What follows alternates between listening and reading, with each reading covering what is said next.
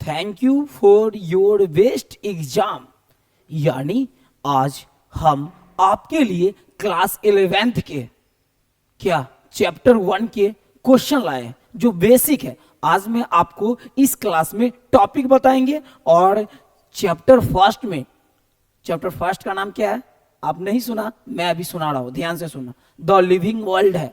तो जब the living world में आएंगे मतलब सजीव जगत में जब आएंगे तो देखेंगे कि कितने टॉपिक है। तो सब अभी हम यहाँ बोर्ड पे लिख के आपको समझाएंगे, इसीलिए आप लोग प्यार से समझिएगा। जहां पर समझ में नहीं आएगा आप कमेंट कीजिएगा, हम जस्ट आपको रिप्लाई करके फिर नेक्स्ट क्लास में फुल कोशिश करेंगे समझाने का। लेकिन मैं पूरा कोशिश करेंगे इसी क्लास में आपका कंफ्यूजन पूरी तरह से रिमूव हो सके। तो थैंक्स फॉर योर एग्जाम। आपका एग्जाम बहुत बेस्ट रहा होगा, इसके लिए बहुत बहुत थैंक यू आपको। लेकिन आपको एक बात बता दे, यस मुझे लगा आपको एक बात बताना चाहिए। क्या बताना चाहिए? 2025 में आपने जितना भी मेहनत किया इसके लिए बहुत बहुत thank you, lots of thank you. अब क्या करना है 2025 में जो आपने प्रिपरेशन किया तो किसके लिए किया? 2026 में एग्जाम बेस्ट होने के लिए। लेकिन आपका एग्जाम भी अब बेस्ट हो चुका है। अब हम आपसे जो बात करने वाले हैं, हमारा बात करने का ये है मेन बेस। क्या बेस है मेरा बेस ये है कि जैसे 2025 में हमने खूब प्रिपरेशन किया 2026 से 6 के एग्जाम को बेस्ट होने के लिए, उसी टाइप से क्या करना है हमें 2026 में आप प्रिपरेशन करना है 2027 एग्जाम के लिए। तो आप लोग रेडी हो? तो हम रेडी हैं आपके लिए, आप लोग भी रेडी हो जाइए। इसीलिए ध्यान रखिएगा आप लोग का जो भी रिजल्ट आएगा बेस्ट ही आएगा। आप अपने जो भी 2027 में एग्जाम देंगे उनका प्रिपरेशन हम कराने के लिए आज मेरा क्लास में 11th के जो मेरा चैप्टर है आप लोग को तो हम बता ही दिए हैं, स्टार्ट करेंगे। तो आपके भी अगर कोई रिलेटिव होंगे, फ्रेंड होंगे, सबसे ये वीडियो शेयर कर दीजिएगा, मेरे चैनल को सब्सक्राइब कर लीजिएगा। जहां पर भी डाउट हो कमेंट जरूर कीजिएगा, आपका कमेंट को पूरे ध्यान दिया जाएगा और ध्यान में रखा जाएगा। अब क्या है, एक बात हमेशा ध्यान रखिएगा, आप लोग से ये स्पेशल रिक्वेस्ट रहेगा, रिजल्ट को इतना मैटर नहीं करना है ना टेंशन लेना है, डोंट बोरी में रहना है, ठीक है? No tension. लेने से और क्या होती है अटेंशन नहीं होती है लाइफ में, लाइफ और डार्कनेस के तरफ बढ़ जाता है। इसलिए ध्यान रखना है, फ्री माइंड को रखना है। तो क्या रखना है, फ्री माइंड कैसे रहेगा? तो याद रखना है failure is not the end, it's lesson. मतलब असफलता अंत नहीं, एक सीख है। इसलिए ध्यान रखना है failure is not the end, it's lesson. इसीलिए ये बात को पूरे माइंड में सेट करना है। जब ये बात आपके माइंड में सेट रहेगा तो ऑटोमेटिक आप कभी भी किसी भी फील्ड में कभी हार नहीं सकते हैं। अगर हार भी गए तो आप ही जीतेंगे। इसीलिए हम बढ़ते हैं चैप्टर की तरफ। आज हम जानेंगे चैप्टर 1 में कौन कौन टॉपिक होते हैं, और मैंने चैप्टर 1 से ही वो क्वेश्चन उठाया हूं जो काफी बेसिक रहेगा और आपको हेल्प करेगा आगे बायोलॉजी में, और बहुत मजा देने वाला है। इसलिए आप लोग कंटिन्यू बने रहिएगा, कमेंट जरूर कीजिएगा। हम बढ़ते हैं क्वेश्चन पे, बढ़े तो कमेंट कीजिए, बढ़ते हैं क्वेश्चन पे। कलर ले लेता हूं तो सही रहेगा समझाने में। क्या? यस, कलर ले लिया हूं, आता हूं क्वेश्चन पे। क्वेश्चन से पहले क्या कर देता हूं, आपको एक चीज क्लियर कर देता हूं, टॉपिक बता दूंगा ना तो आपको समझने में बहुत आसान हो जाएगा। चैप्टर समझने के लिए टॉपिक जानना बहुत जरूरी है। जब टॉपिक जान जाएंगे तो ऑटोमेटिक चैप्टर समझ में आ जाएगा। याद रखिएगा क्लास 11th में याद रखिएगा बायोलॉजी जो है ना, तो देखिए क्लास 11th में जो चैप्टर 1 रहेगा, इसमें चैप्टर 1 पढ़ा रहे हैं। चैप्टर 1 यानी कि यूनिट 1 का चैप्टर 1 रहेगा। तो हमने यहाँ पे क्या कर दे, यूनिट भी लिख देते हैं, इसलिए ध्यान रखिएगा यूनिट 1 का चैप्टर 1 रहेगा। यूनिट 1 होता है diversity in the living world होता है। याद रखिएगा जो मैंने सिलेबस जब बताए थे तो उसी क्लास में मैंने एक्सप्लेन कर दिए थे। यहां पर सिर्फ चैप्टर बताएंगे, टॉपिक बताएंगे। चैप्टर का नाम ये हो गया द लिविंग वर्ल्ड हो गया, और इसमें टॉपिक 4 टॉपिक होते हैं। ध्यान रखिएगा कितने टॉपिक होते हैं, 4 टॉपिक होते हैं। फर्स्ट टॉपिक के नाम बता देता हूं। फर्स्ट टॉपिक होते हैं व्हाट आर लिविंग बींग्स होते हैं। याद रखिएगा, व्हाट आर लिविंग बींग्स हो गया, इसका मतलब होता है जीव क्या है। सेकंड होते हैं इसका टॉपिक, उसको आप बोल सकते हैं diversity, diversity in the living world बोल दीजिए, या आप चाहेंगे तो शॉर्ट में भी बोल सकते हैं। शॉर्ट में क्या है, इसका दूसरा नाम क्या है, दूसरा नाम आप बायोडाइवर्सिटी बोल सकते हैं, बायोडाइवर्सिटी, याद रखिएगा, ये बायोडाइवर्सिटी हो गया। शॉर्ट में आप सेकंड टॉपिक बायोडाइवर्सिटी बोल सकते हैं। और इसका जो थर्ड टॉपिक है वो क्या है, टैक्सोनोमिक, टैक्सोनोमिक कैटेगरीज, कैटेगरीज याद रखिएगा। ये हो गया आपका थर्ड टॉपिक्स, यानी थर्ड टॉपिक क्या है, टैक्सोनोमिक कैटेगरीज हो गया, टैक्सोनोमिक कैटेगरीज हो गया। और फोर्थ टॉपिक क्या है, तो देखिए टैक्सोनोमिकल, याद रखिएगा, टैक्सोनोमिकल एड्स, एड्स मतलब वो वाला नहीं, याद रखिएगा ये वाला एड्स, एडवर्टाइजमेंट वाला एड्स बोल रहे हैं, इसलिए ध्यान रखिएगा, ये ब्रैकेट वाला एड्स पर ध्यान रखिएगा, एडवर्टाइजमेंट वाला एड्स, एड्स है वो वाला नहीं कि एक्वायर्ड इम्यून डिफिशियंसी सिंड्रोम वाला एड्स नहीं है, इसलिए ध्यान रखिएगा। व्हाट आर लिविंग बींग्स और diversity in the living world, यानी बायोडाइवर्सिटी, टैक्सोनोमिक कैटेगरीज और टैक्सोनोमिकल एड्स हो गया, यानी एडवर्टाइजमेंट वाला एड्स हो गया। इस तरह से आपने द लिविंग वर्ल्ड में 4 टॉपिक देखे, एक्सप्लेन है। आज हम बात करेंगे व्हाट आर लिविंग बींग्स के बारे में, जीव क्या है, उसका कैसे मतलब ये क्लासिफिकेशन हुआ, किंगडम क्या है, ये सबको जानेंगे फुल डिटेल में और डीप में, तो आप लोग को समझ में आ गया होगा। हम बढ़ते हैं अब क्या, डायरेक्ट चैप्टर के क्वेश्चन पे आते हैं और जानते हैं कि क्वेश्चन क्या है आपके लिए। इसीलिए आप लोग ध्यान से रखिएगा, एक बात ध्यान रखिएगा, failure is not the end, it's lesson, क्योंकि सीखना बहुत जरूरी है, हारना नहीं है। हम क्वेश्चन पे चलते हैं क्या, यस क्वेश्चन पे आ जाते हैं, क्वेश्चन पे आ जाएंगे तो सही रहेगा क्या, यस क्वेश्चन पे आइए, क्वेश्चन, यस चलिए अब क्वेश्चन पे आ जाए तो आप लोग कमेंट जरूर कीजिएगा। क्वेश्चन पे आते हैं, क्वेश्चन दिखाते हैं, आप लोग रेडी हो जाइए, आज का क्वेश्चन कैसा है आपके लिए जरूर कमेंट में बताइएगा। हम बढ़ते हैं क्वेश्चन की तरफ, जानते हैं क्वेश्चन क्या है। आप देखिए क्वेश्चन जो लाए हैं वो क्वेश्चन क्या है, देखिए यानी फर्स्ट क्वेश्चन है, who is known as the father of taxonomy, taxonomy का फादर किसे कहा जाता है, जानते हैं टैक्सोनॉमी का father.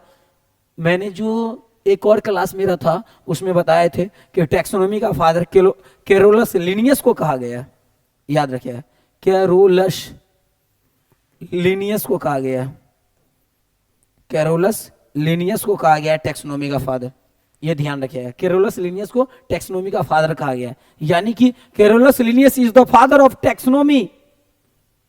Are you understand, I hope you understood. तो हम बढ़ते हैं नेक्स्ट क्वेश्चन की तरफ और चलते हैं कि नेक्स्ट क्वेश्चन में क्या है, तो इसलिए ध्यान रखिएगा टैक्सोनॉमी का फादर किसे कहा गया है, तो कैरोलस लिनियस को कहा गया है, वेरी इजी था। नेक्स्ट क्वेश्चन की तरफ बढ़ते हैं, जानते हैं नेक्स्ट क्वेश्चन क्या है।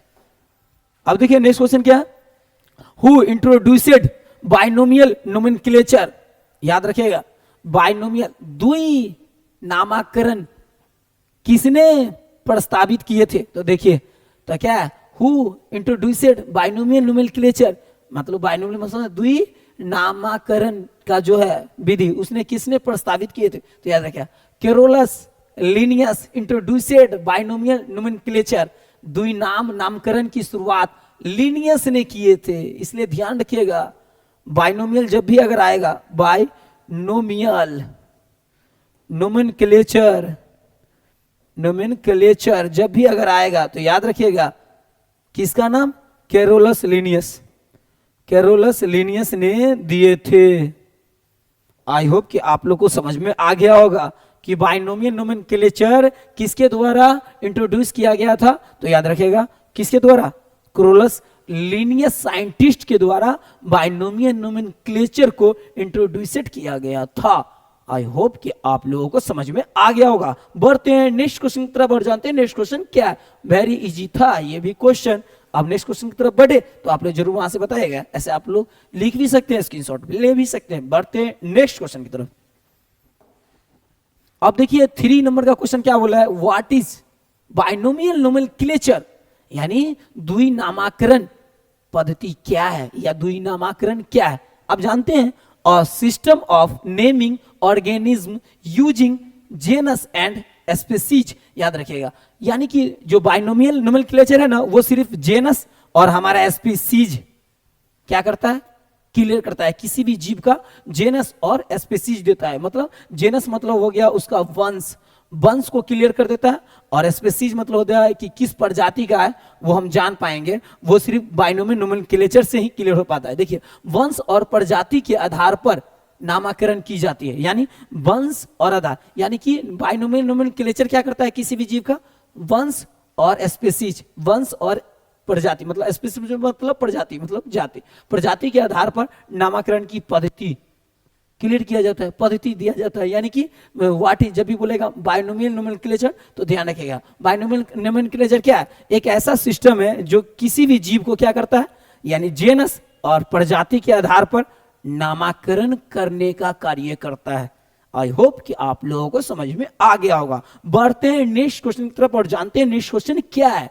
और ये क्वेश्चन एकदम आसान था क्योंकि बाइनोमियल नोमेनक्लेचर का कार्य पूछ रहा था, और वो क्या करता है तो समझ गया, ये क्या करता है, जेनस और स्पीसीज के आधार पे नामकरण करता है। तो आई होप कि समझ में आ गया होगा। बढ़े नेक्स्ट क्वेश्चन की तरफ, तो आप लोग कमेंट कीजिएगा तो बहुत मजा आएगा नेक्स्ट क्वेश्चन की तरफ जाने में। लेकिन मुझे बिलीव है कि आप लोग जरूर कमेंट करेंगे। तो नेक्स्ट क्वेश्चन की तरफ चलते हैं और जानते हैं कि नेक्स्ट क्वेश्चन क्या है। आप देखिए नेक्स्ट क्वेश्चन क्या है, हु प्रोपोजेड द 5 किंगडम क्लासिफिकेशन। सोचिए, यानी कि 5 किंगडम क्लासिफिकेशन किसने प्रस्तावित किए थे और किसने दिए थे तो जानते हैं। देखिए हु प्रोपोजेड, किसने प्रस्तावित किए थे, किसने दिए थे 5 kingdom classification, R.H. Whittaker proposed it, मतलब R. विटेकर बोल सकते हैं, शॉर्ट में R. विटेकर बोल सकते हैं, R. विटेकर, यानी R. विटेकर बोलेंगे फिर भी चलेगा, और R.H. विटेकर बोलेंगे फिर भी चलेगा, याद रखिएगा।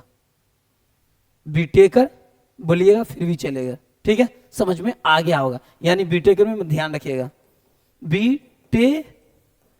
विटेकर हो गया, विटेकर। तो याद रखिएगा क्या, विटेकर R.H. विटेकर बोले या क्या बोले, R.H. विटेकर बोले या क्या बोल दे, क्या, या R.H. विटेकर या R. विटेकर। तो ध्यान रखिएगा, इसमें ध्यान रखिएगा, कभी भी स्पेलिंग क्लियर लिखिएगा, जैसे में क्लियर रहेगा, क्या सही है, क्लियर स्पेलिंग लिखने से क्लियर रहेगा, याद रखिए R. विटेकर, ठीक है। तो R.H. विटेकर बोलिए या R. विटेकर, तो वही हो जाता है। 5 टाइप्स ऑफ किंगडम किसने दिए थे, किस साइंटिस्ट के बारे में जब भी पूछा जाएगा कि कौन साइंटिस्ट 5 टाइप्स ऑफ किंगडम दिए थे, 5 टाइप्स ऑफ किंगडम किस साइंटिस्ट के द्वारा दिया गया था, तो याद रखिएगा R. विटेकर के द्वारा। समझ में आ गया होगा। बढ़ते हैं नेक्स्ट क्वेश्चन की तरफ, जानते हैं नेक्स्ट क्वेश्चन क्या है। चलिए देखते हैं नेक्स्ट क्वेश्चन को, 5 नंबर क्वेश्चन को, और 5 नंबर क्या है तो याद रखिएगा 5 टाइप्स ऑफ किंगडम या 5 किंगडम किसने दिए क्लासिफिकेशन, तो याद रखिए R. विटेकर, यानी 5 किंगडम क्लासिफिकेशन R. विटेकर के द्वारा, ठीक है। चले नेक्स्ट क्वेश्चन क्या है, जानते हैं next question. In which year was 5 kingdom यानी क्लासिफिकेशन प्रोपोजेड, मतलब किस ईयर 5 किंगडम क्लासिफिकेशन को प्रस्तावित किया गया था। तो चलते हैं कि जानते हैं कि 5 जो है किंगडम, यानी 5 टाइप्स ऑफ किंगडम बोलने का जो प्रैक्टिस है ना, यानी कि जब भी अगर 12th में जब जाएंगे ना या इससे आगे हम जब बढ़ेंगे तो वहां पे आएगा 5 टाइप्स ऑफ किंगडम किसने दिए, तो R. विटेकर का नाम आएगा। तो 5 टाइप्स ऑफ किंगडम भी अगर हम बोले तो वही है कि 5 किंगडम क्लासिफिकेशन ही बोले। तो याद रखिएगा 5 किंगडम क्लासिफिकेशन किस ईयर प्रोजेक्ट हुए थे, मतलब प्रस्तावित हुए थे, तो याद रखिएगा 1969, यानी 1969 मतलब 1969 में, 1969 में किसका 5 किंगडम क्लासिफिकेशन का प्रस्ताव किए थे R. विटेकर के द्वारा। यानी लेटेस्ट है, अभी लेटेस्ट क्लियर हुए थे। यानी कि जब अरिस्टोटल आए थे ना, अरिस्टोटल, तो अरिस्टोटल के द्वारा क्या हुआ था जानते हैं, यानी जितने भी प्लांट थे तो एक में डाल दिया गया था जिसको हम प्लांटिया कहा जाता था, प्लांटिया। और जितने भी थे एनिमल जंतु उसको एनिमेलिया बोला जाता था। एनिमेलिया। एक मिनट रुकिए, एक मिनट, कहाँ गया?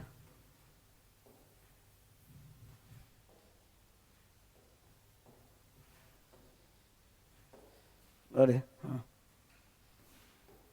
एनिमेलिया, याद रखिए, एनिमेलिया। एनिमेलिया का मतलब जितने भी अगर हुए पौधे, पौधे जितने भी आए तो इसमें रहेंगे, और जितने भी जीव जंतु मतलब जंतु थे वो सब रहते थे एनिमेलिया में। तो उस समय में यानी अरिस्टोटल के टाइम में सिर्फ क्या हो गया था, मतलब जितने भी जीव थे उनके लिए 2 किंगडम बने थे। फिर टाइम बढ़ते गया बढ़ते गया बढ़ते गया बढ़ते गया, क्लियर फिर भी नहीं हो पाया, तो अब जाके आर्बिटेकर आए और 5 किंगडम दे दिए। 5 किंगडम जो 1969 में जाके क्लियर हो गया कि कोई भी अब आएंगे फ्यूचर में लोग तो उनको मतलब किसी भी प्रजाति के जीव को समझना जानना वेरी इजी रहेगा, इसीलिए 5 टाइप्स ऑफ किंगडम 1969 में जाके क्लियर हो पाए आर्बिटेकर के द्वारा। तो ये माइंड में ध्यान रखिएगा। नेक्स्ट क्वेश्चन की तरफ बढ़ते हैं, जानते हैं नेक्स्ट क्वेश्चन क्या है। नेक्स्ट क्वेश्चन देखिए क्या है आप 6 नंबर का, who is associated with the biological species concept, यानी बायोलॉजिकल स्पीसीज कंसेप्ट किसके द्वारा क्या दिया गया था और प्रस्तावित किया गया था और बताया गया था। तो जानते हैं biological species concept Ernst Mayr के द्वारा, याद रखिएगा अर्नेस्ट मेयर थे जिन्होंने बायोलॉजिकल क्या दिए थे, स्पीसीज कंसेप्ट, यानी अर्नेस्ट मेयर के द्वारा ही बायोलॉजिकल स्पीसीज कंसेप्ट मिला था। इसलिए ध्यान रखिएगा किन्होंने प्रस्तावित किए थे और किन्होंने मतलब प्रस्तावित स्थापित किए थे और किनके द्वारा दिया गया था। तो याद रखिएगा biological species concept Ernst Mayr के द्वारा दिया गया था। अर्नेस्ट मेयर भी बहुत ही बेस्ट साइंटिस्ट हुआ करते थे, इनके द्वारा दिया गया था बायोलॉजिकल स्पीसीज कंसेप्ट। तो हमेशा ध्यान रखिएगा बायोलॉजिकल स्पीसीज कंसेप्ट किस साइंटिस्ट के द्वारा, अर्नेस्ट मेयर के द्वारा दिया गया था।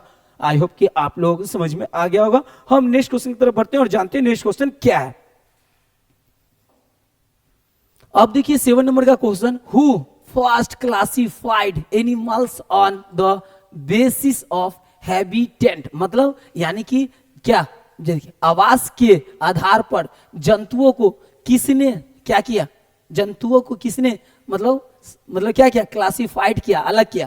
तो देखिए अरिस्टोटल, यानी किसी आवास के आधार पे जंतुओं को क्या किया, एक वर्ग में डाल दिए, मतलब डिवाइड कर दिए। तो अरिस्टोटल के द्वारा किया गया था। ये क्या किया गया था, मतलब आवास के आधार पे जो मतलब बांटा गया था, किंगडम बना था, वो अरिस्टोटल ने किए थे आवास के आधार पे। तो जीवों के आवास के आधार पे जो बना था तो इन्हीं के द्वारा, अरिस्टोटल के द्वारा। तो हमेशा ध्यान रखिएगा जब भी अगर बोला जाएगा जूलॉजी का फादर तो अरिस्टोटल ही आते हैं, और ये पहले ऐसे साइंटिस्ट थे जिनका साइंस में फर्स्ट योगदान है, इसलिए साइंस का फादर में भी इन्हीं का नाम आता है अरिस्टोटल जी का। तो हमेशा ध्यान रखिएगा अरिस्टोटल वेरी इंपोर्टेंट और वेरी साइंस का फादर का नाम है, इसलिए हल्के में लेने की कोशिश मत कीजिएगा। बढ़ते नेक्स्ट क्वेश्चन की तरफ, जानते हैं नेक्स्ट क्वेश्चन क्या है। आई होप कि आप लोगों को समझ में आ गया होगा। अब नेक्स्ट क्वेश्चन क्या है चलिए जानते हैं। अब देखिए नेक्स्ट क्वेश्चन क्या है, who gave the modern concept of species, समझिए कि प्रजाति का मॉडर्न कंसेप्ट किसने दिए थे, जॉनरे ने दिए थे। याद रखिए प्रजाति का मॉडर्न कंसेप्ट जॉनरे ने दिए थे, कि प्रजाति को दूसरा जो मॉडर्न कंसेप्ट होता है मतलब डिफिनीशन जॉनरे के द्वारा, जिसके द्वारा क्या हो गया था, मॉडर्न कंसेप्ट आया प्रजाति का, कि किसी भी जीवों का प्रजाति कितना बेस्ट हो सकता है और कितना प्रजाति से क्या उसका वैल्यू रहेगा, ये जो मॉडर्न कंसेप्ट था प्रजाति का वो जॉनरे ने दिए थे। तो जब भी अगर प्रजाति के बारे में ओल्ड भी कंसेप्ट था और जब भी मॉडर्न के बारे में बात होगा तो जॉनरे का नाम पे टिक मारना है और ध्यान भी रखना है। जॉनरे ये भी बहुत ग्रेट साइंटिस्ट हुआ करते थे जिन्होंने मॉडर्न कंसेप्ट क्या दिया, मॉडर्न कंसेप्ट ऑफ स्पीसीज। तो बढ़ते नेक्स्ट क्वेश्चन की तरफ, जानते हैं नेक्स्ट क्वेश्चन क्या है। स्पीसीज मतलब प्रजाति के बारे में बात हो रही है, तो बढ़े तो आप लोग कमेंट कीजिए और बढ़ते हैं नेक्स्ट क्वेश्चन की तरफ, जानते हैं नेक्स्ट क्वेश्चन क्या है। अब नेक्स्ट क्वेश्चन क्या है, हु प्रपोजेड 3 किंगडम क्लासिफिकेशन, मतलब 3 किंगडम क्लासिफिकेशन किन्होंने मतलब किन साइंटिस्ट के द्वारा प्रस्तावित किया गया था, जानते हैं। याद रखिएगा अर्नस्ट क्या, अर्नस्ट हेकेल के द्वारा। याद रखिएगा अर्नस्ट मेयर और अर्नस्ट हेकेल, तो मेयर और हेकेल में अंतर याद रखिएगा, मेयर और हेकेल में याद रखिएगा, मेयर और हेकेल। तो जब ये हेकेल की बात आएगा तो अर्नेस्ट हेकेल ने क्या चीज दिए थे, 3 किंगडम क्लासिफिकेशन। तो 3 किंगडम क्लासिफिकेशन जो दिए थे वो दिए थे कौन, अर्नस्ट हेकेल ने दिए थे। इसीलिए ध्यान रखना है अर्नेस्ट हेकेल को कि ये 3 किंगडम क्लासिफिकेशन दिए थे। 5 किंगडम क्लासिफिकेशन आर के बीटेकर के द्वारा, फिर 2 किंगडम क्लासिफिकेशन अरिस्टोटल भी दिए थे उस टाइम में, जैसे प्लांटिया और एनिमलिया के बारे में बात किए थे। और फिर जब 3 किंगडम क्लासिफिकेशन के बारे में बात होगा तो अर्नेस्ट हेकेल का नाम ध्यान में रखिएगा। मुझे विश्वास है कि आप लोग नहीं भूलेंगे इतना जल्दी। तो आप लोग अगर वहां समझ रहे हैं तो कमेंट जरूर कीजिएगा ताकि मैं और डीप और डिटेल में समझा सके।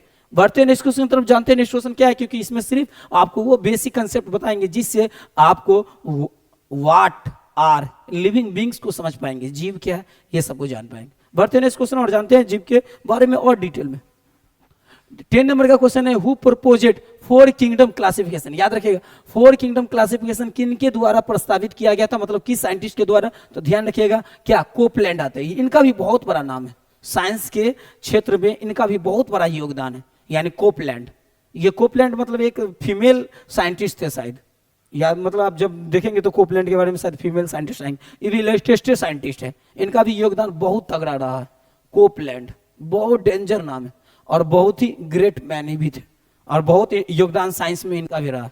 ये समझ रहे हैं ना, 4 किंगडम क्लासिफिकेशन दिए हैं, उसके बाद आरबीटे कराए, कोपलैंड के बाद आरबीटे कराए, ये भी लास्ट लेटेस्ट साइंटिस्ट थे, याद रखिएगा। यानी 1969 में अगर आरबीटेकर थे तो समझिए ना कि 1969 से जो पहले, याद रखिए कोपलैंड का रोल था, जिन्होंने 4 किंगडम क्लासिफिकेशन ही दे पाए, जीवों को 4 किंगडम बना पाए। और इन्होंने, इनके द्वारा ये था थिंकिंग कि 4 किंगडम से किसी भी जीव को आसानी से जाना जा सकता है, समझा जा सकता है, स्टडी किया जा सकता है इन फ्यूचर में भी। लेकिन जब आए आरबीटेकर तो उन्होंने इनके जो था क्या मेथड, उस मेथड को थोड़ा मॉडिफाई कर दिए और 5 किंगडम क्लासिफिकेशन बना दिए।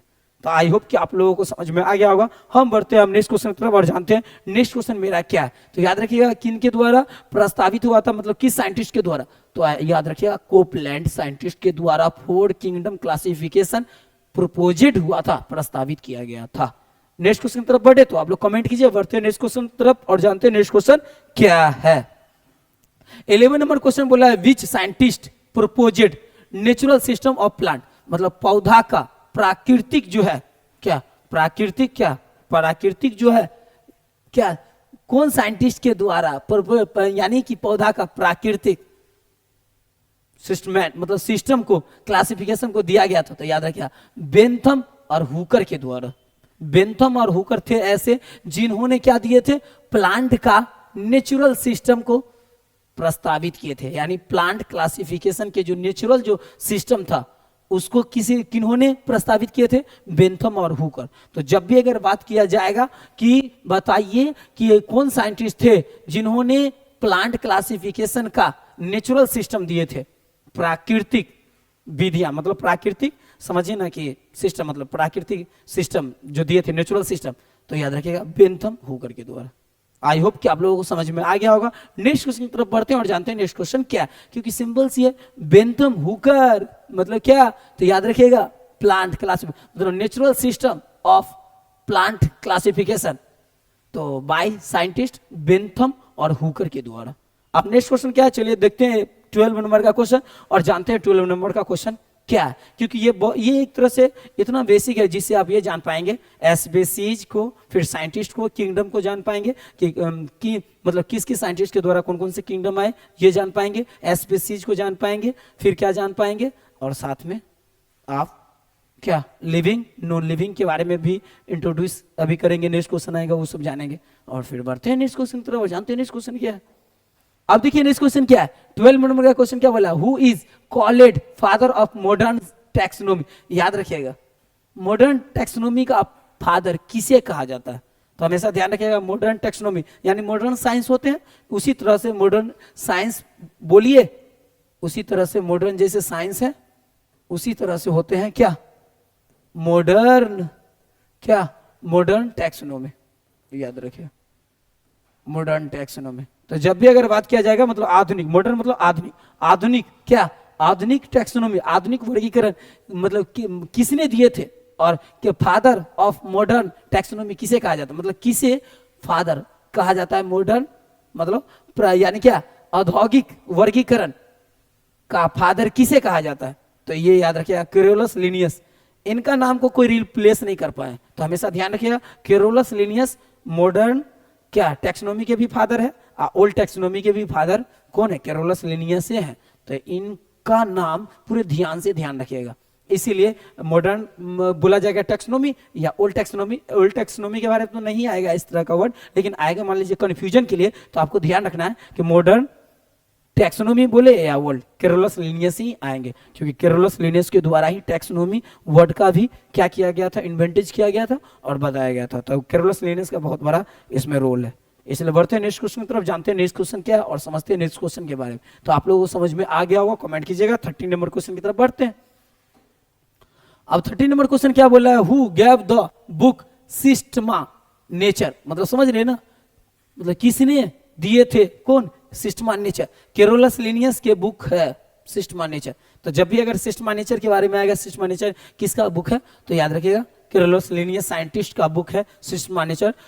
कैरोलस लिनियस वैज्ञानिक मतलब साइंटिस्ट के द्वारा ही सिस्टमा नेचर बुक को प्रस्तावित किया गया था और दिया गया था। आई होप कि आप लोगों को समझ में आ गया होगा। बहुत इजी क्वेश्चन है। बढ़ते हैं नेक्स्ट क्वेश्चन की तरफ, जानते हैं नेक्स्ट क्वेश्चन क्या है। 14 नंबर क्वेश्चन को देखते हैं। अब देखिए 14 नंबर क्वेश्चन क्या है? What is the contribution of John day. आप समझते हैं कि यानी कि जॉन डे का क्या रहा कंट्रीब्यूशन, योगदान क्या रहा? किस में क्या रहा योगदान? तो जॉन डे का योगदान क्या रहा वो समझते हैं। देखिए, define species based on reproduction, मतलब रिप्रोडक्शन को मतलब प्रजनन के आधार पर प्रजाति की परिभाषा दी। मतलब ये बोला जा रहा है कि यानी जॉन डे का योगदान क्या रहा किसमें? बायोलॉजी में। यानी कि बायोलॉजी में क्या रहा? जीवों के प्रति जॉन डे का क्या रहा योगदान, कंट्रीब्यूशन क्या रहा? तो याद रखिएगा उनका कंट्रीब्यूशन ये रहा कि प्रजनन के आधार पर प्रजाति की परिभाषा दी है। तो जॉन डे ने प्रजनन के आधार पर प्रजनन के प्रजाति की यानी कि प्रजनन के आधार पर प्रजाति की परिभाषा दी है। देखिए, प्रजनन कैसा है उसके आधार पर प्रजाति का जब परिभाषा दी है, तो उन्हीं को हम जॉन डे कहते हैं। उनका कंट्रीब्यूशन ये रहा कि वो मतलब प्रजनन के आधार पर प्रजाति की परिभाषा दी है। एकदम इजी रहा और सटीक रहा, समझ में आ गया होगा। क्यों नहीं आएगा? क्योंकि आप जैसे बैठेंगे तो क्यों नहीं समझ में आएगा? क्यों? क्योंकि ये क्वेश्चन में कुछ है, थोड़ी सिंपल सी है। क्या है इसमें लॉजिक समझना। कंट्रीब्यूशन जॉन डे का क्या रहा किसमें? तो मतलब जो स्पीसीज के ऊपर जो ये अपना डिफिनेशन दिए थे ना, उनमें पूछा जा रहा है कि योगदान क्या रहा। तो याद रखना कि रिप्रोडक्शन ऑन बेस्ड स्पीसीज मतलब क्या? प्रजनन के आधार पर परिभाषा दिया गया प्रजाति का। तो प्रजाति की जो परिभाषा दी है प्रजनन के आधार पे, तो यही उनका कंट्रीब्यूशन रहा। बढ़ते नेक्स्ट क्वेश्चन की तरफ और समझ में आ गया होगा और आएगा ही, क्योंकि ये इसमें क्वेश्चन में कुछ है ही नहीं। तो बढ़े तो आप लोग कमेंट कीजिए। बढ़ते नेक्स्ट क्वेश्चन की तरफ। अब देखिए 15 नंबर क्वेश्चन क्या है? Who classified organism into Plantae and Animalia. अभी हम बोले थे ना, Plantae kingdom Aristotle, Animalia kingdom Aristotle के द्वारा। तो जब भी याद रखिएगा कि यानी कि पौधा और यानी पौधा को क्या किया गया था? यानी कि पौधा एनिमेलिया किंगडम और प्लांटिया किंगडम को किसने दो भागों में बांट दिया था, डिवाइड कर दिया था, वर्ग बना दिया था? तो याद रखिएगा अरिस्टोटल के द्वारा प्लांटिया किंगडम और एनिमेलिया किंगडम आया था। तो आई होप कि आप लोगों को समझ में आ गया होगा, वेरी इजीली आ गया होगा। बढ़ते हैं नेक्स्ट क्वेश्चन की तरफ, जानते हैं। तो जब भी अगर बात किया जाएगा कि classified organism into Plantae and Animalia, यानी कि याद रखिएगा पौधा को मतलब किस पे? पौधा के जो पादपों के आधार पर जो किया था, क्लासिफाइड मतलब क्लासिफाइड कर दिया था, डिवाइड कर दिया था। तो ये अरिस्टोटल, सिंपल क्वेश्चन रहा, वेरी सिंपल। तो जब भी बोला जाएगा तो याद है। और एक चीज और, ऑर्गेनिज्म इनटू मतलब डिवाइड जो किया थे अरिस्टोटल। बड़े नेक्स्ट क्वेश्चन की तरफ चलते हैं। नेक्स्ट क्वेश्चन क्या है और जानते हैं 16 नंबर क्वेश्चन को।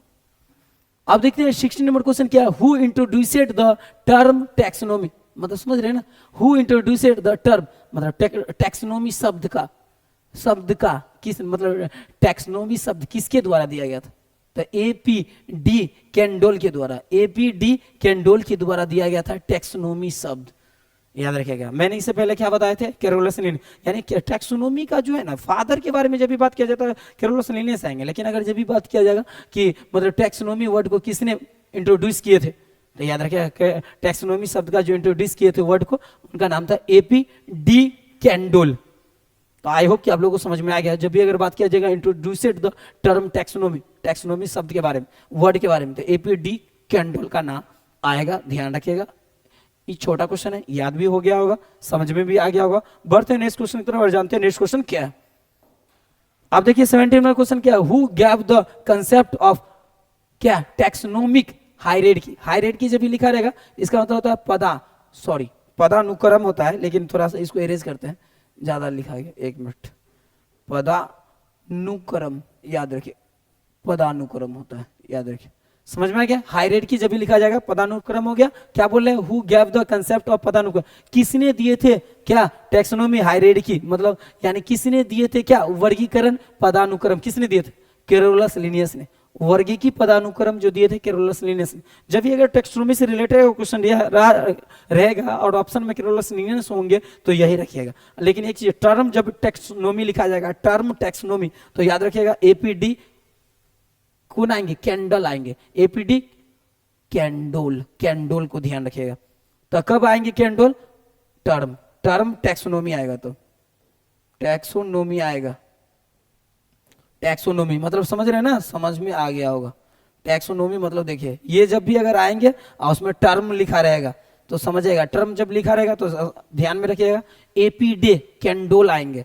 और जब भी अगर रहेगा टैक्सोनोमिक हायरार्की, टैक्सोनॉमी, ये सब फादर, तो कैरोलस लिनियस आएंगे। आप लोगों को समझ में आ गया होगा, बहुत इजी क्वेश्चन था, नहीं समझ में आया होगा तो कमेंट जरूर कीजिएगा, लेकिन मुझे पूरा विश्वास है कि ये इजी क्वेश्चन है, समझ में आएगा। क्यों, क्योंकि टैक्सोनोमिक हायरार्की के बारे में बोल रहे हैं, कोई भी जीव का जो है एक वर्गीकरण करना, उसको एक क्रम में रखना, ये सब कैरोलस लिनियस के द्वारा ही संभव हो पाया है। बढ़ते हैं नेक्स्ट क्वेश्चन की तरफ, जानते हैं नेक्स्ट क्वेश्चन क्या है।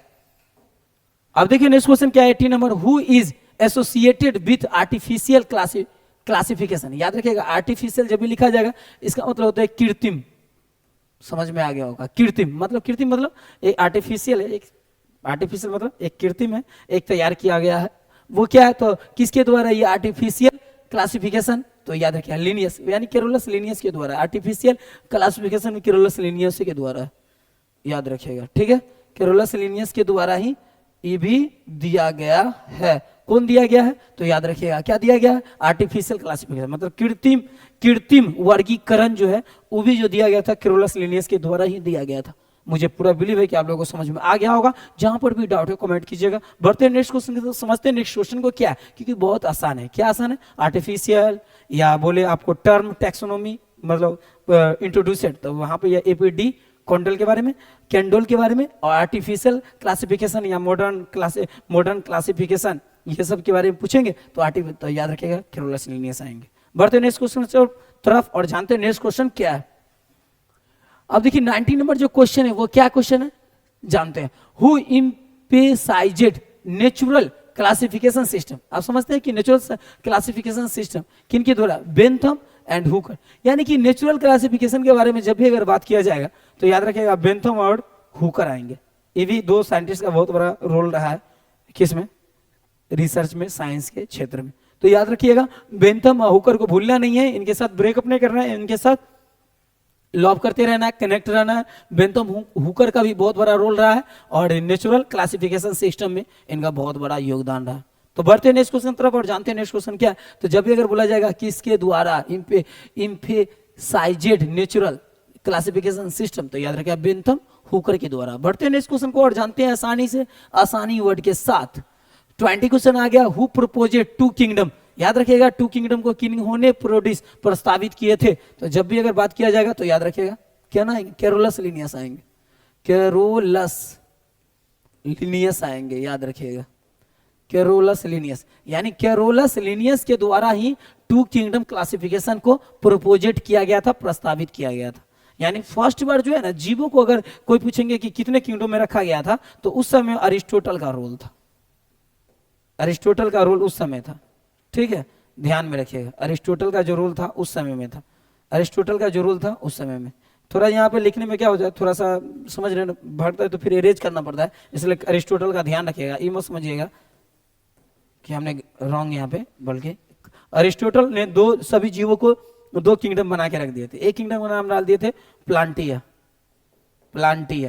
प्लांटिया किंगडम बना दिया किंगडम, और सेकेंड बना दिए थे एनिमेलिया किंगडम। इसीलिए ध्यान रखना बहुत इंपॉर्टेंट होगा यहाँ पे, एनिमेलिया किंगडम आ गया, एनिमेलिया किंगडम, ये अरिस्टोटल के द्वारा बनाया गया था उस समय में जिसमें, तो प्लांटिया किंगडम, एनिमलिया किंगडम। लेकिन क्या है कि जब भी अगर टू किंगडम क्लासिफिकेशन के बारे में बात किया जाएगा तो कैरोलस लिनियस आ जाते हैं। तो उस समय में शायद जो अरिस्टोटल के द्वारा जो बताया गया था, तो याद रखेगा वो था पादप जगत और जंतु जगत। तो उस समय शायद हमको लग रहा है कि प्लांट किंगडम और एनिमल किंगडम वो कर दिए होंगे, तो उसको शायद Plantae kingdom, Animalia kingdom Carolus Linnaeus के द्वारा कन्वर्ट कर दिया गया होगा। इसीलिए टू किंगडम का नाम में कैरोलस लिनियस का योगदान पड़ गया, क्योंकि उस समय में वो किए होंगे, क्या किए होंगे, पौधा जगत और रखे होंगे जंतु जगत। पौधा जगत और जंतु जगत को जब ई कर दिए, प्लांटिया किंगडम, एनिमलिया किंगडम के रूप दे दिए, तो इसीलिए इसी कारण से कैरोलस लिनियस साइंटिस्ट को टू किंगडम क्लासिफिकेशन का फादर कहा गया। और कैरोलस लिनियस का इसमें क्या हो गया, मतलब उनके द्वारा क्या किया गया, रजिस्टर्ड हो गया। अब जब भी अगर टू किंगडम क्लासिफिकेशन की बात होगा तो याद रखिएगा कैरोलस लिनियस साइंटिस्ट आएंगे। तो आई होप कि आप लोगों को समझ में आ गया होगा। हम बढ़ते हैं नेक्स्ट क्वेश्चन की तरफ और जानते हैं नेक्स्ट क्वेश्चन क्या है। ऐसे आप लोग देख भी लीजिए, ऐसे हम लिख भी दिए। अब चलते हैं नेक्स्ट क्वेश्चन की तरफ। 21 में आते हैं, who defined species as a group of interbreeding organism. यानी समझ रहे हैं ना, यानी पौधा में, यानी समझ रहे पौधा का जो है क्या, अर्नेस्ट मेयर के द्वारा ये दिया गया था। ध्यान रखिएगा, अर्नेस्ट मेयर भी बहुत बड़ा रोल है। जो हु किसने, मतलब स्पीसीज को एक ग्रुप में और किसके अनुसार, तो यानी प्रजनन के अनुसार जो किए गए थे, क्या किए गए थे, स्पीसीज, प्रजाति यानी क्या बोला है, who define species as a group of inter breeding organism. किसी भी प्लांट में अगर वो प्रजनन के आधार पे अगर क्या किया जा रहा है, प्रजाति के बारे में अगर बात किया जा रहा है, तो अर्नेस्ट मेयर आएंगे। अर्नेस्ट मेयर के द्वारा ही क्या किया था, डिफाइन किया गया था species as a group of interbreeding organism को। यानी किसी भी प्लांट के किसी भी जो प्रजाति है उसका जो अगर जन्म के आधार पे अगर कुछ किया जा रहा है, यानी क्लासिफिकेशन किया जा रहा है, या उसके बारे में स्पीसीज को ग्रुप में रखा जा रहा है, तो याद रखिएगा अर्नेस्ट मेयर साइंटिस्ट के द्वारा ही ये दिया गया था और ये नियम बताया गया था और उनके द्वारा क्लियर किया गया था। यानी कि किसके आधार पे, प्रजनन के आधार पे, पौधा के प्रजनन के आधार पे जो जाति के बारे में जो क्लियर किए थे, तो ये भी ग्रुप के रूप में किए थे। तो अर्नेस्ट मेयर साइंटिस्ट आएंगे। यहाँ पे दो साइंटिस्ट के बारे में बहुत बड़ा नाम होता है। एक क्या है साइंटिस्ट, एक और साइंटिस्ट थे ना, बेंथम, तो नेचुरल क्लासिफिकेशन में आ जाते हैं बेंथम, और एक और कौन थे, बेंथम और हुकर। और यहाँ पे याद रखें अर्नेस्ट मेयर का इंटरब्रीडिंग के बारे में जब भी बात होगा। तो बढ़ते हैं नेक्स्ट क्वेश्चन की तरफ, जानते हैं नेक्स्ट क्वेश्चन क्या है। 22 क्वेश्चन को समझते हैं। अब 22 क्वेश्चन क्या है, who contributed to classification based on cell structure. यानी समझ रहे हैं कोशिका संरचना के आधार पर किनका योगदान रहा। तो समझते हैं R.H. विटेकर, याद समझ रहे ना, R. विटेकर ने जो 5 किंगडम जो दिए थे ना, 5 किंगडम, R. विटेकर जो है 5 जो किंगडम दिए थे, 5 टाइप्स ऑफ किंगडम, वो सेल के आधार पे दिए थे। सभी जीवों के सेल को चेक किए थे किसके, सभी लिविंग, यानी सभी जितने भी लिविंग थे ना, उस सभी को चेक किए और सेल के बेस पर वो 5 किंगडम दिए थे। याद रखिएगा, सेल के बेस पे आर विटेकर ने 5 किंगडम दिए थे। देखे थे कि सेल की संरचना चेक किए कि सभी जीवों में सेल का योगदान क्या है, कैसा संरचना इस जीव में है और कैसा संरचना उस जीव में, उसको पूरी तरह से रिसर्च करके सेल के आधार पे 5 टाइप्स ऑफ किंगडम जो दिए थे आर विटेकर उस सेल के आधार पे। तो जब भी बोला जाएगा कि सेल के आधार पे किसने क्लासिफिकेशन में योगदान, किस साइंटिस्ट का योगदान रहा, तो याद रखेगा आर विटेकर का योगदान रहा, क्योंकि इनके द्वारा ही क्लासिफिकेशन, वर्गीकरण किया गया था सेल संरचना के आधार पर जीवों का। तो 5 टाइप्स ऑफ किंगडम तभी बन पाया। तो बढ़ते हैं नेक्स्ट क्वेश्चन की तरफ, क्योंकि आर विटेकर ने ऐसा दिमाग लगा दिया ताकि किसी भी कोई भी जीव को हम आसानी से उसके प्रजाति में जाके हम चेक कर पाएंगे और बहुत जल्दी चेक कर पाएंगे। इसके लिए आर विटेकर का यहाँ पे योगदान रहा। बढ़ते हैं नेक्स्ट क्वेश्चन की तरफ, जानते हैं नेक्स्ट क्वेश्चन क्या है। अब मेरा 23 क्वेश्चन आएगा और जानते हैं 23, हु सेपरेटेड क्या फंगी फ्रॉम प्लांट्स। समझिए, फंगी मतलब प्लांट से, फंगी को किसने, कवक को किसने अलग किया। तो याद रखिएगा प्लांट से, यानी प्लांट से मतलब प्लांट किंगडम से फंगी को किसने अलग किया, तो याद रखिएगा आर विटेकर। आर विटेकर थे जिन्होंने 5 types of kingdom the. 5 types of kingdom कौन कौन, मोनेरा किंगडम। याद रखिएगा, जब भी अगर कोई पूछेंगे कि 5 टाइप्स ऑफ किंगडम में कौन कौन आएगा, कौन कौन किंगडम, तो ये 5 किंगडम के नाम बताएगा, मोनेरा किंगडम और प्रोटिस्टा किंगडम आएगा। प्रोटिस्टा किंगडम हो गया और फिर थर्ड आ जाएगा कौन, मुनेना किंगडम, प्रोटिस्टा किंगडम और फंगी किंगडम। फंगी क्या किंगडम आ जाएगा। और फिर 4 आ जाएगा प्लांट किंगडम, प्लांट किंगडम। और 5 क्या आ जाएगा, 5 आ जाएगा आपको एनिमल किंगडम, याद रखिएगा एनिमल किंगडम। आई होप कि आप लोगों को समझ बहुत आसान से आ गया होगा। जब भी 5 टाइप्स ऑफ किंगडम के बारे में बात होगा आर्बिटर कराएंगे। और फंगी को जो है ना प्लांट पादप से अलग कर दिए। पहले फंगी को पादप ही किंगडम में रखा जाता था, बट फंगी ने फोटोसिंथेसिस के द्वारा भोजन नहीं बनाता था, इसीलिए आर्बिटेकर ने फंगी को प्लांट किंगडम से अलग कर दिए। और अलग कर दिए तो जब भी बोला जाएगा फंगी यानी who separated fungi from plant kingdom, plants मतलब प्लांट किंगडम बोलिए या प्लांट्स, तो याद रखिएगा आर्बिटेकर आएंगे, क्योंकि फंगी में फोटोसिंथेसिस के द्वारा भोजन का क्रिया नहीं होता है। तो इसीलिए याद रखिएगा ये किंगडम भी है और इसीलिए फंगी को अलग करने में योगदान आर्बिटेकर जी का रहा, इसीलिए आर्बिटेकर जी को याद रखिएगा। बढ़ते हैं नेक्स्ट क्वेश्चन की तरफ, समझते हैं नेक्स्ट क्वेश्चन क्या है। आप लोग को समझ में आ गया है ना, तो कमेंट जरूर कीजिएगा, मुझे लग रहा है समझ में आ रहा होगा, क्योंकि एकदम पूरे इजीली वर्ड के साथ हम समझा रहे हैं और एक एक स्टेप के साथ समझा रहे हैं। अब बढ़ते हैं नेक्स्ट क्वेश्चन क्या है, 24 क्वेश्चन को समझते हैं। आप लोग रेडी है तो बोलिए, कमेंट कीजिए, समझाते हैं 24 क्वेश्चन को। Who gave the concept of taxon, taxon के बारे में जब भी बात किया जाएगा तो केरोलस लिनियस ही आएंगे। जब भी केरोलस लिनियस में शायद हमको लग रहा है कि एक वर्ड वहां पे जो था, क्या था, कहां पे था, जब भी अगर बोला जाएगा टर्म टैक्सोनोमी तो याद रखिएगा एपीडी कौन आएंगे, कैंडोल आएंगे। लेकिन अगर जब भी अगर टैक्सोन, टैक्सोनोमी, फादर ये सब तो केरोलस लिनियस का है। याद रखिएगा टैक्सोन के जो कंसेप्ट किसने दिए थे, तो केरोलस लिनियस ने दिए थे। वेरी इजी क्वेश्चन था। बढ़ते हैं नेक्स्ट क्वेश्चन की तरफ और जानते हैं नेक्स्ट क्वेश्चन क्या है। तो ये जो है ना टैक्सोन का जो कंसेप्ट है ना वो केरोलस लिनियस के द्वारा दिया गया था। तो चलते हैं नेक्स्ट क्वेश्चन की तरफ। आप देखिए 25 क्वेश्चन में जानते हैं who classified organism based on morphology. Morphology का मतलब होता है क्या, समझ रहे हैं ना, आकृति के आधार पे बात किया जा रहा है। जब भी अगर आकृति के आधार पे बात किया जाएगा तो याद रखिएगा अरिस्टोटल, यानी कहा जा रहा है कि who classified organism based on morphology. Morphology के आधार पे किसी भी जीवों को क्या किया गया, क्लासिफाइड किया गया, अलग किया गया। वो किसके द्वारा किया गया, अरिस्टोटल के द्वारा किया गया। अरिस्टोटल ने क्या कर दिया, आकृति के आधार पर जीवों को 2 किंगडम में डाल दिए थे। जो मैंने बोला था कि पौधा जगत और एक था जंतु जगत था, तो इसीलिए अरिस्टोटल जी का नाम आएगा। ये तो फादर है साइंस का। तो आई होप कि आप लोगों को समझ में आ गया होगा। बढ़ते हैं नेक्स्ट क्वेश्चन की तरफ, जानते हैं 26 क्वेश्चन को। आप देखते हैं 26 क्वेश्चन में क्या है, who proposed classification based on evolution. विकास के आधार पे किसने वर्गीकरण प्रस्तावित किए थे, तो समझते हैं चार्ल्स डार्विन को। चार्ल्स डार्विन को लाते हैं। वाह, ये बहुत बड़ा फिलोसफर और साइंटिस्ट है चार्ल्स डार्विन। ध्यान रखिएगा चार्ल्स डार्विन, ये भी बहुत बड़ा क्या है, फिलोसफर और साइंटिस्ट है। इन्होंने, चार्ल्स डार्विन ने मानव को और ये मंकी को और ये गोरिल्ला को या चिंपैंजी के डिफरेंटिलिटी को चार्ल्स डार्विन के द्वारा ही एक्सप्लेन किया गया था। और ये बताया गया था कि ये ब्रह्मांड में मानवता कब से आ पाया और किसके वंशज है। तो याद रखिएगा हम लोग जो वंशज है ना, वो वानर का जो है, वानर, याद रखिएगा वानर लिखे हैं, वानर हम लोग उस वानर के वंशज है जिसका नाम है कपी।